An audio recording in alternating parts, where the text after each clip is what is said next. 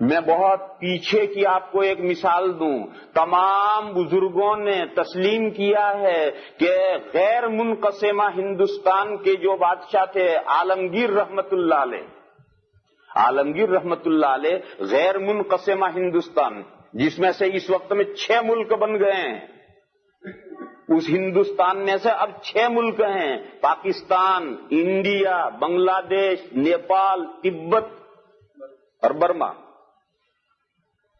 یہ سب غیر منقسمہ ہندوستان ہے۔ یہ اتنا بڑا ہندوستان تھا پہلے، اس پورے ہندوستان پر عالمگیر رحمت اللہ علیہ نے 54 سال حکومت کی ہے، 54 سال اتنے بڑے ملک کے اوپر حکومت کی عالمگیر رحمت اللہ علیہ۔ اس 54 سال میں ایک نیا پیسہ انہوں نے حکومت کے بیت المال سے نہیں لیا۔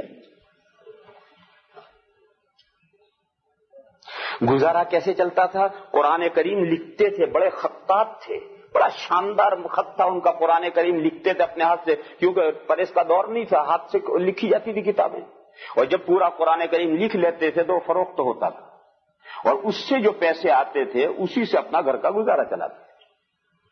خود اپنے ہاتھ سے یہ جاب کرتے تھے اور اپنا قرآن لکھتے تھے، اور وہ بکتا تھا اور اس کے پیسوں سے گزارا چلتا تھا۔ اور حضرت عالمگیر رحمت اللہ علیہ کے ہاتھ کے لکھے ہوئے قرآن کا ایک پارہ آج بھی دارالعلوم دیوبند میں موجود ہے، بالکل اصلی وہی، پورا قرآن تو نہیں، ایک پارہ موجود ہے اس میں سے، اور اتنا شاندار خط ہے۔ بلکہ عالمگیر رحمت اللہ علیہ کے جو استاد تھے جن سے انہوں نے خطاطی سیکھی تھی، ان کے استاد کا لکھا ہوا بھی ایک پارہ دارالعلوم دیوبند میں ہے۔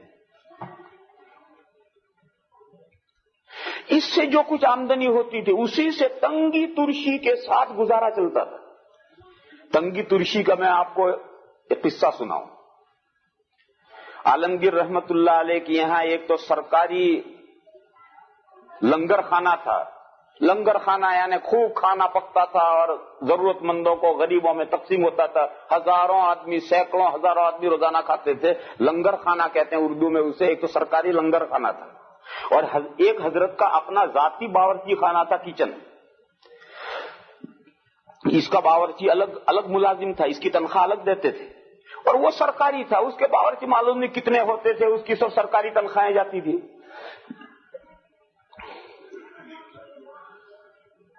صورتحال یہ تھی کہ حضرت کے ذاتی باورچی خانے میں جو بھی ملازم آ کر رہتا تھا وہ چند دنوں میں اپنے ٹرانسفر کروا لیتا تھا اور وہ سرکاری باورچی خانے میں چلا جاتا تھا۔ حضرت کے یہاں کوئی باورچی رکتا ہی نہیں تھا۔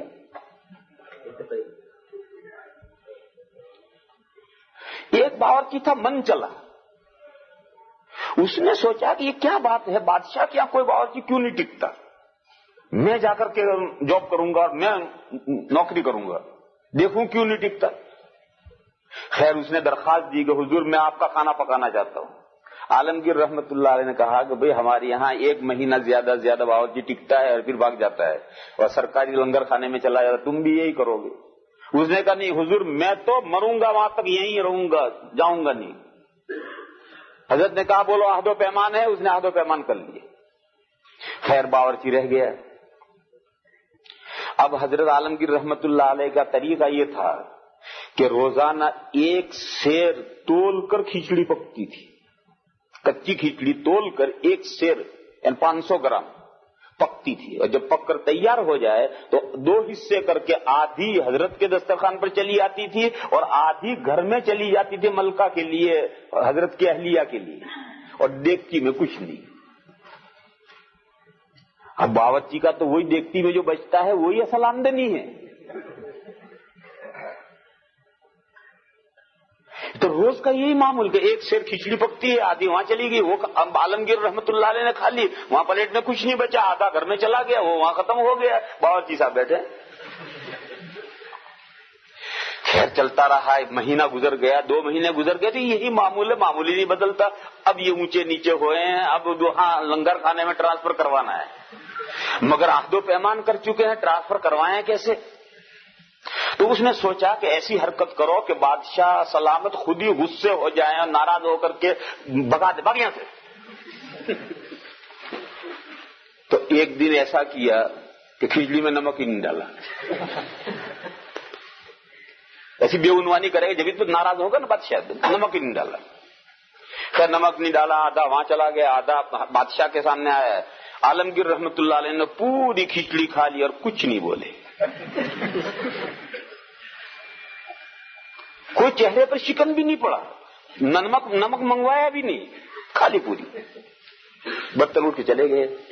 अब इसने सोचा कि ये तो ब्लड प्रेशर के मरीज हैं, ये तो बगैर नमक का खाते हैं, इनको तो नमक के बगैर भी अच्छा लगता है, लिहाजा ये तरकीब तो फैल गई। 5-7 रोज के बाद में 2-3 गुना नमक डाल दी।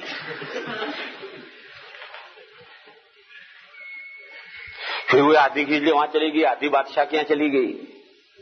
अब के हजरत ने एक लुकमा उठाकर खाया तो एक नजर उसे देखा और कुछ नहीं कहा, तो खाते तो पूरी खा ली। अब ये सोचता कि इधर की भी फैल गई। जब बर्तन उठाने के लिए आया तो उससे ये कहा कि कल 1.5 सेर खिचड़ी पकाई हो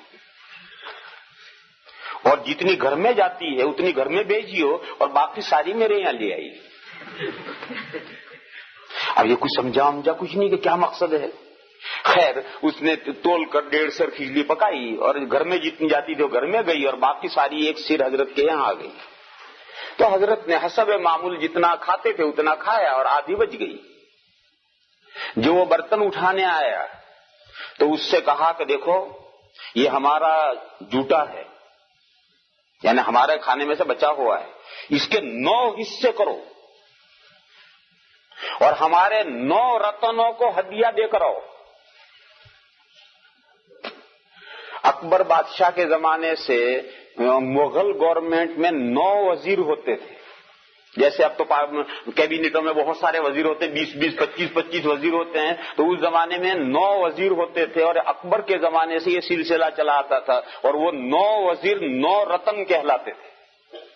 तो आलमगीर रहमतुल्लाह अलैह के गवर्नमेंट के भी 9 वजीर थे, वो 9 रतन कहलाते थे। तो ये कहा कि ये जो हमारी बची हुई खिचड़ी है इसके 9 हिस्से करके हमारे 9 रतनों को एक वजीर को ये हदिया देकर आओ, ये हमारा जूटा है। यहां रुक करके एक मसला समझ लेना चाहिए। वो मसला ये है कि ये जो जूटा है ये हिंदुआना तस्वूर है। इस्लाम में कुछ झूठा नहीं है, इस्लाम में सब सच्चा है। तो मैंने लफ्ज जो झूठा इस्तेमाल किया था वो हिंदुस्तानी महावरों के एतबार से इस्तेमाल किया था, वरना इस्लाम में झूठा है ही नहीं, इस्लाम में सब सच्चा है। तो हजरत आलमगीर रहमतुल्लाह अलैह ने कहा कि देखो ये हमारा झूठा है, इसके 9 हिस्से करो और हमारे 9 रतनों को हदिया देकर आओ। चुनांचे उसने हिस्से किए। अब यहीं से बात पहुंची और तमाम वजीरों को पता चल गया कि आज बादशाह आलमगीर रहमतुल्लाह अलैह का बचा हुआ हमारे यहां हदिया आ रहा है। तो जब ये बावर्ची प्लेट में रखकर उस 9वां हिस्सा प्लेट में रखकर बड़े खौंचे में रखकर सजाकर, जो तरीके थे उस जमाने में नवाबों के शाही तरीके, और सर पे उठाकर एहतराम के साथ लेकर हदिया पहुंचा है, तो हर वजीर ने घर से 1 फरलांग आगे चलकर उस हदिये का इस्तेकबाल किया है और उस बावर्ची को खुशी में 1 लाख रुपया हर वजीर ने हदिया दिया है कि आज इतना कीमती हदिया हमारे घर लाया है ये। तो 9 के यहां हदिया गया, 9 लाख मिल गए। खैर वापस आया, फारिग हो गया। बादशाह सलामत ने पूछा भाई दिया है सबको? उसने कहा हुजूर दिया है। बादशाह ने कहा हमारे रतनों ने कुछ दिया भी तुझे? तो उसने कहा हुजूर इतना दिया है कि मेरी तो 10 नस्लों तक के लिए काफी। तो बादशाह ने कहा फिर नमक ठीक से डाला करो। बस इतना ही जुमला कहा कि फिर आगे नमक ठीक से डाला करो।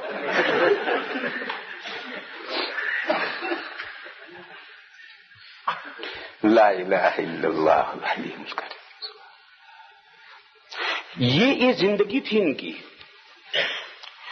आलमगीर रहमतुल्लाह अलैह के हालात में लिखा है कि इस पूरी जिंदगी में उनके पास बिस्तर लेटने के लिए कोई गद्दा और बिस्तर था ही नहीं। پوری 50 سال اسی چٹائی ہی پر لیٹے ہیں. کیوں؟ ان کے پاس آمدنی تھی نہیں اتنی کہ جس میں سے، اور حکومت کتنی بڑی، اتنی بڑی حکومت کے بادشاہ ہیں، کروں پر کے ساتھ حکومت چل رہی ہے، خوب ٹھاٹ سے چل رہا ہے. اور حکومت کے مال کا بھی حال کیا ہے، کتنی احتیاط سے حکومت کا مال. دیکھو اس زمانے میں جیسا آج کل کا زمانہ ہے نا، آج کل آرٹس کا زمانہ ہے، تمام لغویات پر حکومتیں خوب انعام دیتی ہیں، اسپورٹس پر اور اس پر بھی، اور ناچ پر بھی، اور گانے پر بھی بڑے بڑے انعامات ملتے ہیں. اس زمانے میں شاعری کا دور تھا، شاعر قصیدے کہہ کر بادشاہ کی تعریف میں قصیدے کہہ کر لاتے تھے، اور قصیدے سن کر بادشاہ مگن ہوتے تھے، بڑے بڑے انعامات دیا کرتے تھے. عالمگیر رحمت اللہ علیہ جب تخت حکومت پر بیٹھے ہیں، بادشاہ بنے ہیں، تو سارے ملک کے بڑے بڑے شعراء بڑے شاندار قصیدے کہہ کر کے، وہ فارسی کا دور تھا، فارسی میں قصیدے کہہ کر کے لے کر کے حاضر ہوئے. بادشاہ کو سنانے کی اجازت مانگتے ہیں، بادشاہ کے یہاں سنانے کی اجازت ہے ہی نہیں، کوئی اجازت ملتی نہیں کسی کو، کیونکہ ان کا قصیدہ سنیں گے تو انعام دینا پڑے گا. انعام کا میرے باپ کے گھر سے دوں گا، کہاں سے دوں گا میں؟ حکومت کا بیت المال. عالمگیر نے کہا میرا مال تھوڑا ہی ہے، ان کا قصیدہ سنوں گا تو انعام میں کہاں سے دوں گا؟ میرے پاس تو کچھ ہے ہی نہیں. اور سرکاری خزانہ میرے باپ کا تھوڑی ہی ہے کہ جس کو جاؤں اتنا دے دوں. کسی کو اجازت نہیں مل رہی. خیر ان شاعروں نے وزراء سے کانٹیکٹ کیا اور وزیروں کو تیار کیا کہ وزیر سفارش کریں. تو وزیروں نے سفارش کی اور بادشاہ سے کہا کہ حضور یہ تو جو شاعر ہیں ان کی مثال تو کتوں جیسی ہے، اس کو گوشت کا ٹکڑا ڈال دو تو وہ کھانے میں مشغول ہو جائے گا، اور نہیں ڈالو گے تو بھونکے گا.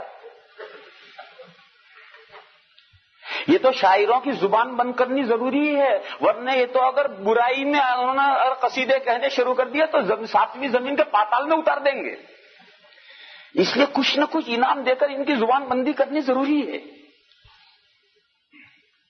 اس لیے ان کو باریابی کا موقع دینا چاہیے، ان کے کلام سننا چاہیے، کچھ نہ کچھ انعام دینا پڑے گا، ورنہ تو اگر یہ تو برائی کرنے لگ گئے تو ستیہ ناش کر دیں گے. اس زمانے میں شاعروں کی صورتحال ایسی تھی جیسے آج کل میڈیا کا مسئلہ ہے. جرنلسٹ کا جو ہے، اگر جرنلسٹ کسی کے پیچھے پڑ جائے تو اس کو ستیہ ناش کر دیں. بادشاہ نے کہا کہ اچھی بات ہے، جاؤ ان سے کہو کہ وہ اپنے تمام شعراء میں جو سب سے بڑا جس کو وہ مانتے ہوں، اپنا بڑا لیڈر مانتے ہوں، وہ ایک شاعر کو دربار میں اجازت ہے کلام سنانے کی. تو جو سب سے بڑا اس زمانے کا شاعر تھا اسے اجازت ملی اور وہ دربار میں قصیدہ پڑھ سنانے کے لیے کھڑا ہوا. اور اس نے قصیدہ یہاں سے شروع کیا، اے کہ تاج دولت برسرت. بس یہاں تک جملہ بولا اور عالمگیر رحمت اللہ علیہ نے کہا کہ شاعر عروض میدانی، کہا اے شاعر فن عروض جانتا ہے؟ فن عروض میں وزن ہوتا ہے، وزن کے اوپر شعر کو کاٹا جاتا ہے. تو پوچھا کہ شاعر عروض میدانی فن عروض جانتا ہے؟ اب اس نے جو ایک دم اپنے دماغ کے اندر تختی کی، تو تختی میں کیا، اے کہ تاج دو، یہ تو ادھر چلا گیا، اور لت برسر ادھر چلا گیا، تیرے سر پر لت. یہ تو بہت برا مضمون بن گیا. اس نے کہا حضور نمی دانم، اس نے کہا حضور عروض نہیں جانتا. کہا بخشیدم، جا معاف کیا. وہ بھاگا اور باہر جا کر کہا بھاگو یہاں تو گردن اڑے گی، انعام تو ملے گا نہیں، یہاں تو گردن اڑے گی، بھاگو یہاں سے. بس اتنا جملہ سنا ہے اور اسی جملے میں پکڑ لیا ہے، اس میں جو غلطی کی تھی اس نے اسی میں پکڑ لیا. کہ عالمگیر رحمت اللہ علیہ خلیفہ راشد تھے. تو میں تو اصل مضمون کیوں، وہ جو حضور والی زندگی، وہ زندگی کے نمونے آ رہے ہیں سب. جو طریقہ حضور کا حکومت کرنے کا تھا وہ طریقے پر قیامت تک جو بھی حکومت کرے گا وہ خلیفہ راشد ہے. خلافت علی منہاج النبوہ جو بھی کرے گا وہ سب خلفائے راشدین ہیں. اور خلفائے راشدین اسلام میں صرف 4 ہی نہیں ہیں، ہزاروں ہو سکتے ہیں، اور آج بھی ہو سکتے ہیں، اور آئندہ بھی ہو سکتے ہیں، اور قیامت تک سبھی ہو سکتے ہیں. اور وہ جو 4 خلفائے راشدین ہیں وہ تو بالکل حضور سے متصل آئے ہوئے ہیں.